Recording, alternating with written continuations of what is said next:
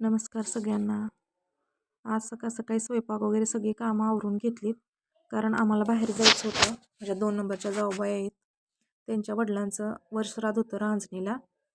मग स्वयंपाक वगैरे झाला आणि मुलांसाठी चपात्याच बनवल्या, सरांसाठी एक भाकरी बनवत होती.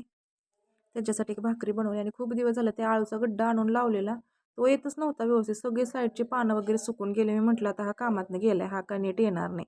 आणि आज सकाळी बघितलं एवढं छान मधून पान उगवून आलेलं ना, समाधान वाटलं की बाबा ना आपली मेहनत कामी आली. हे बघा किती छान पान आले. हे साईडचे सगळे गळून गेलेत आणि मधून एवढंसं छान पान बाहेर पडले. मस्त वाटलं बघून.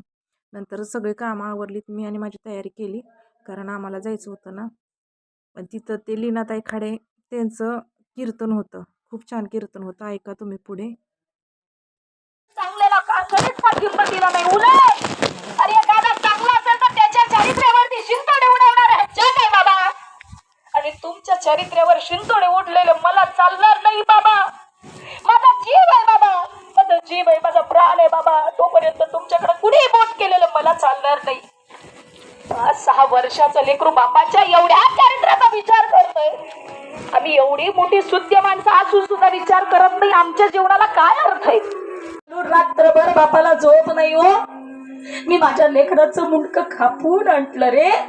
माझ्यासारखा निर्णय. लीनाताई खाडे आमच्याच गावच्या आहेत, म्हणजे पळशीच्या. हे आहे आमचं पळशीतलं घर. आमच्या मोठ्या जाऊबाई पण आलेल्या आहेत इथं. त्यांच्या बहिणीच्या मुलाचं लग्न होतं म्हणून त्या पण आल्यात. सगळे गावाकडे आलेले असले की छान वाटतं. त्या बसलेल्या तिथं मनुके खात. मला म्हणत त्या घे मनुके, तुला मी थोडेसे घेतले, पण आम्हाला जायचं होतं. मला चटणी वगैरे भरून घ्यायची म्हणून चटणी वगैरे भरून घेतली आणि नंतर आम्ही गेलो. संध्याकाळी ते पण गेले वसईला. सगळे एकत्र असले की खूप छान वाटतं. जर तुम्हाला माझे व्हिडिओ आवडत असतील तर please like, share and subscribe करा. तर हे बघा, त्या चटणीच्या बरण्या भरून ठेवल्यात.